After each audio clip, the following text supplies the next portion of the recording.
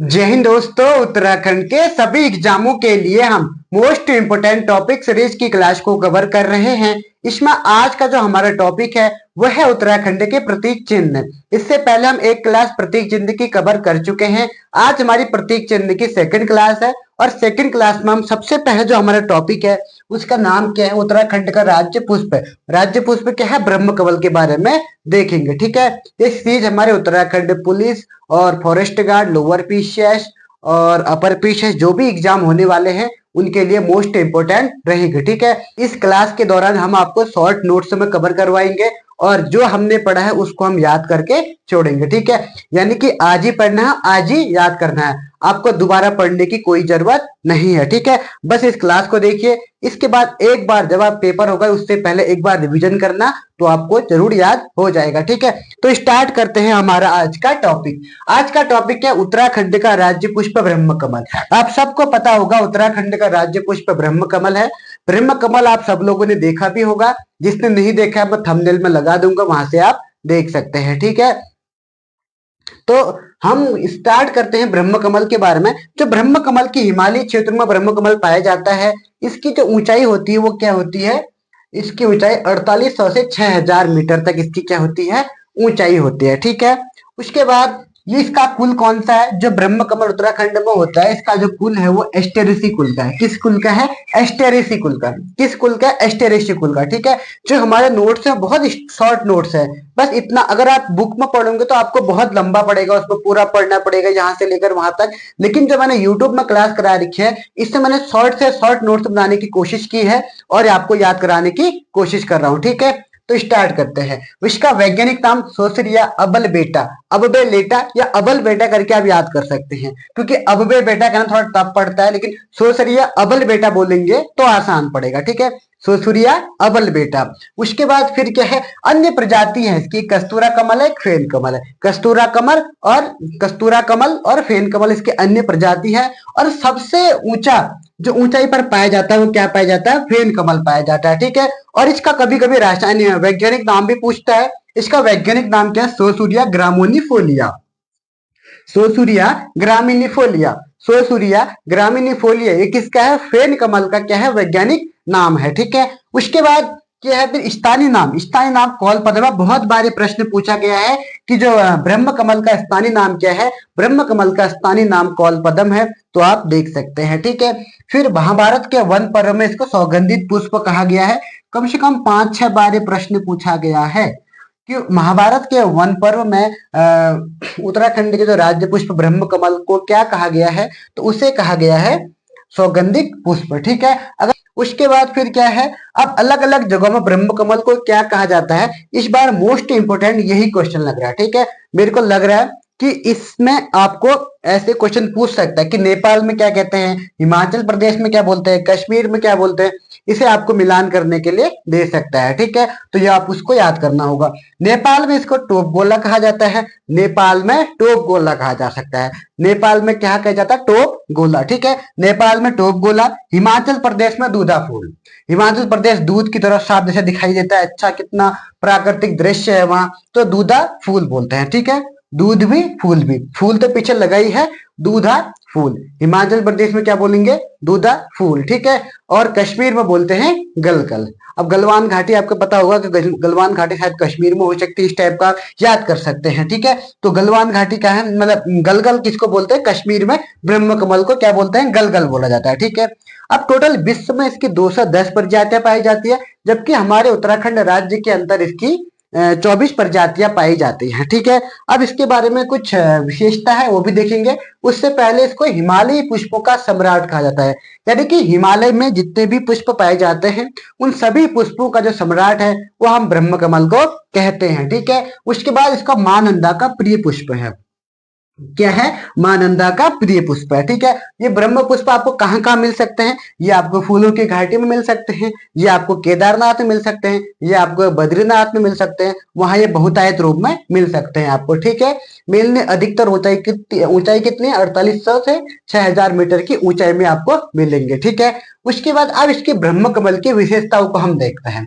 अब ब्रह्म कमल की कुछ विशेषताएं हैं। इसका रंग क्या होता है, बैगनी होता है। ठीक है, नॉर्मली इसका रंग बैगनी होता है। ऊंचाई इसकी 70 से 80 मीटर। अब कौन सी ऊंचाई, यानी कि ब्रह्म कमल जो फूल होता है उसकी ऊंचाई कितनी होती है? जो उसकी ऊंचाई होती है 70 से 80 मीटर की इसकी ऊंचाई होती है, ठीक है। उसके बाद फिर खिलने का समय क्या होता है? खिलने का समय जुलाई से सितंबर, जुलाई से सितंबर इसकी क्या होती है? खिलने का समय होता है। ये मोस्ट इंपोर्टेंट है, एक बार प्रश्न पूछा गया है। जो ब्रह्म कमल खिलने का समय है वो कब खिलता है? वो खिलता है जुलाई से सितंबर के महीने में, जुलाई सितंबर, जुलाई सितंबर, ठीक है। यानी कि बरसात के मौसम में ये खिलता है, ठीक है। उसके बाद फिर क्या, एक वर्ष में केवल एक ही फूल इसमें आता है, यानी कि जो ब्रह्म कमल में है एक वर्ष में केवल एक ही फूल आता है। इस बात का आप खास तौर पर ध्यान रखना, ठीक है। यानी कि और जब फूल होता है ऐसे मुरझा जाता है, लेकिन जैसे अर्धरात्रि होती है, अर्धरात्रि में वो फूल क्या हो जाता है? खिलने लग जाता है, ठीक है। अर्धरात्रि में वो फूल क्या होता है? खिलने लगता है। उसके बाद हड्डी के उपचार के लिए इसको पीस कर इससे हड्डी का उपचार किया जा सकता है, ठीक है। यानी कि ब्रह्म कमल को अच्छे से पीस करके उसको उसमें हड्डी के उपचार के लिए बहुत काम आता है, ठीक है। बहुत से लोग इसका जूस भी पीते हैं, तो आप इसको पी सकते हैं और बहुत ही फायदेमंद रहता है, आपकी हड्डियों को मजबूत करता है, ठीक है। एक बार मैं इसका रिवीजन करता हूं, आपको ये चीज आज ही याद होनी चाहिए, इसके बाद आपको इसको पढ़ने की जरूरत नहीं होनी चाहिए, ठीक है।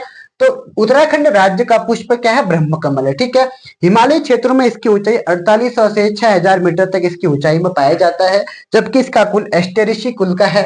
वैज्ञानिक नाम सोसूरिया अबलबेटा है, और अन्य प्रजाति इसकी कस्तूरा कमल और फेन कमल है, ठीक है। कस्तूरा कमल उतना इंपॉर्टेंट नहीं है, जबकि फेन कमल ज्यादा इंपॉर्टेंट है। फेन कमल सर्वाधिक ऊंचाई में पाया जाता है, यानी कि जितने भी ब्रह्म कमल होंगे तो सबसे ऊंचाई पे पाया जाएगा वो फेन कमल होगा। और इसका जो रासायनिक नाम है, वैज्ञानिक नाम है, वो है सोसरिया ग्रामिनी फोलिया, सोसरिया ग्रामिनी फोलिया है। और स्थानीय नाम इसका कौल पदम है। महाभारत के वन पर्व में इसको सौगंधिक पुष्प कहा गया है।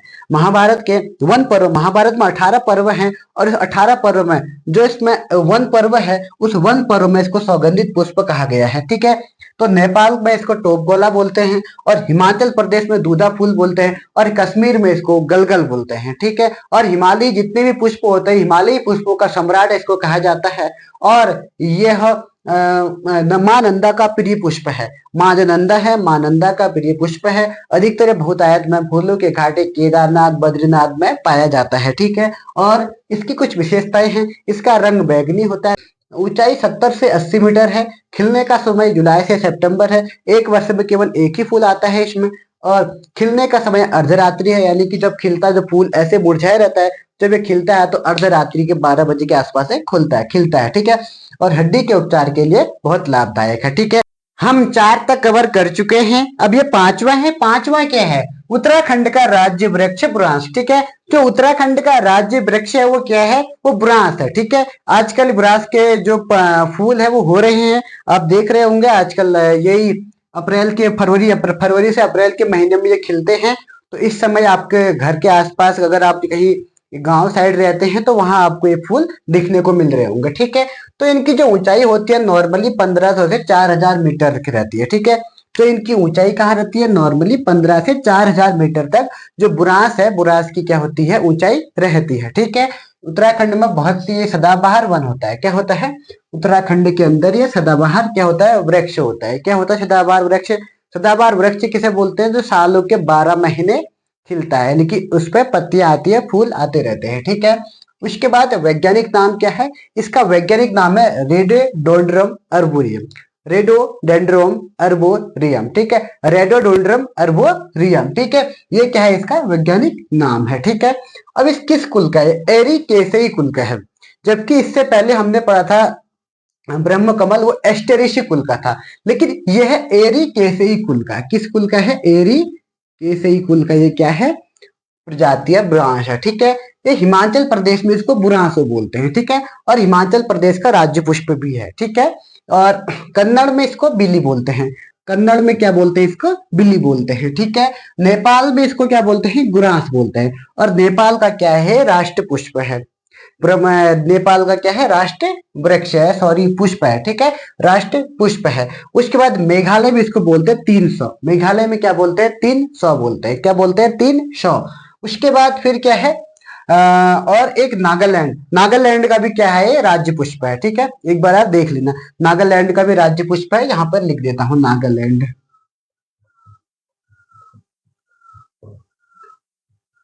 राज्य पुष्प है। ठीक है, ये शॉर्ट नोट्स है, आप इनको तैयार कीजिए, ऐसे ही लिखिए जैसे मैंने लिखे हैं, क्योंकि आपके लिए ये क्लासेस बहुत फायदेमंद रहने वाली हैं।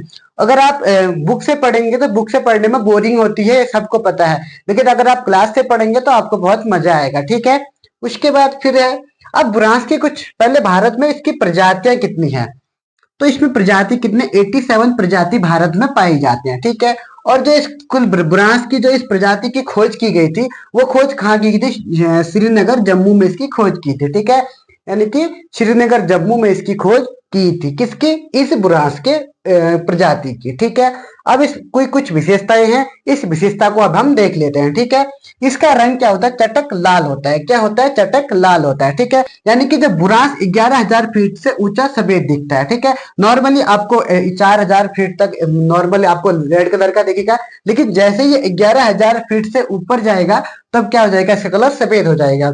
उसके बाद इसका खिलने का समय क्या है, फरवरी से अप्रैल, यानी कि आजकल का समय, आजकल मार्च अप्रैल का समय चल रहा है, तो इस समय ये क्या है, खिलता है। ठीक है, यानी कि अधिनियम, किस अधिनियम के तहत इसको संरक्षित किया गया था, यानी कि जो बुरांस है, बुरांस को एक अधिनियम है, कौन सा, वन अधिनियम 1974 के तहत इसको क्या किया गया है, संरक्षित किया गया है। ठीक है, यानी कि बहुत कम पेड़ लोग काट दे रहे हैं इनको अपने फायदे के लिए, तो इसलिए नुकसान हो रहा है, तो इसलिए सरकार ने क्या किया, वन अधिनियम अधिनियम 1974 के तहत इस बुरांस के पेड़ को संरक्षित कर दिया। ठीक है, अब कोई इसको काटने में रोक लगे, कोई नहीं काट सकता।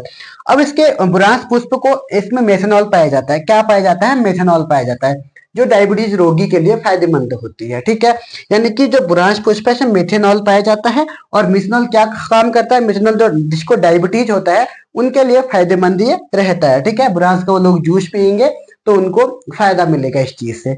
उसके बाद फिर अब है राज्य, पहले इसका रिवीजन करते हैं उसके बाद इसको। ठीक है, उत्तराखंड का राज्य वृक्ष बुरांस है। क्या है, राज्य वृक्ष बुरांस है। ठीक है, इसकी ऊंचाई 1500 से 4,000 मीटर की रहती है, और हमेशा सदाबहार वृक्ष होता है। वैज्ञानिक नाम रेडोडेंड्रम अर्बोरियम है, कुल एरिकेसेई कुल का है, नागालैंड का भी राज्य पुष्प है। ठीक है, हिमाचल प्रदेश का राज्य पुष्प है, हिमाचल प्रदेश में इसको बुरासो बोलते हैं, कन्नड़ में इसको बिली कहा जाता है, नेपाल में इसको बुरांस कहा जाता है, जबकि नेपाल का राज्य पुष्प है। ठीक है, मेघालय में 300, मेघालय में क्या होता है, इसको 300 कहते हैं।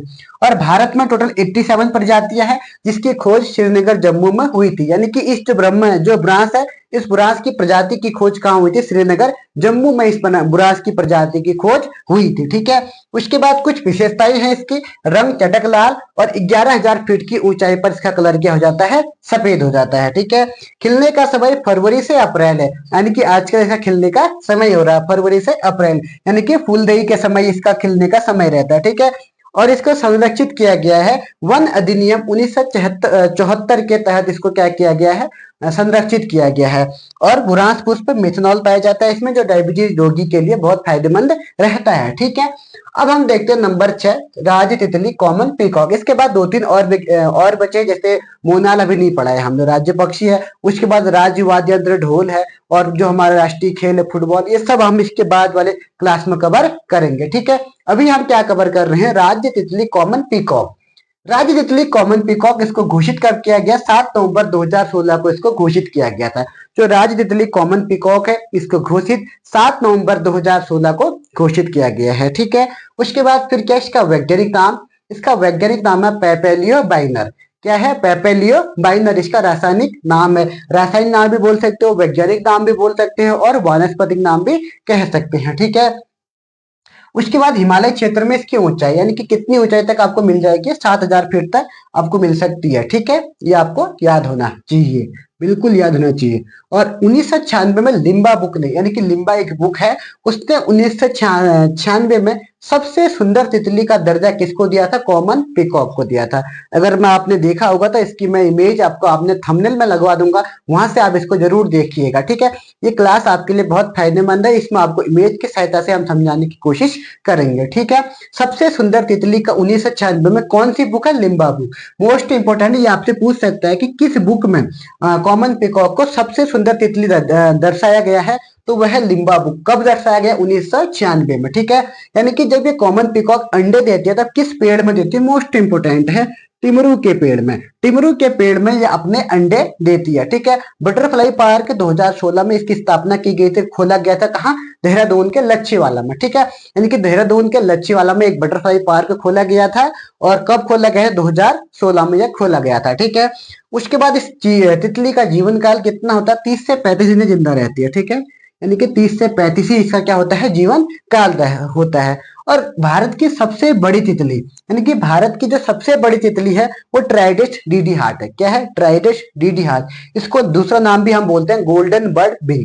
गोल्डन बर्ड बिंग, ये भी इसका क्या है? दूसरा नाम है। ठीक है, एक बार मैं इसका भी आपको रिवीजन करवा देता हूँ। ठीक है, राज तितली कॉमन पिकॉक है। राज तितली घोषित 7 नवंबर 2016 को इसको घोषित किया गया था। ठीक है, वैज्ञानिक नाम क्या है? पैपेलियो बाइनर क्या है इसका वैज्ञानिक नाम है। हिमालयी क्षेत्र में जो इसकी ऊंचाई है 7000 फीट है। लिम्बा बुक में 1996 में इसको सबसे सुंदर तितली का दर्जा दिया गया है। ठीक है, अंडे कहाँ देती है? टिमरू के पेड़ में ये अपने अंडे देती है। बटरफ्लाई पार्क 2016 में खोला गया था कहाँ? देहरादून के लच्छीवाला में एक बटरफ्लाई पार्क खोला गया था 2016 में। ठीक है, जीवन काल इसका 30 से 35 दिन होता है। और भारत की सबसे बड़ी तितली कौन सी है? ट्राइडेस डीडी हार्ट है। इसका नाम गोल्डन बर्ड बिंग भी है। समझे आप लोग?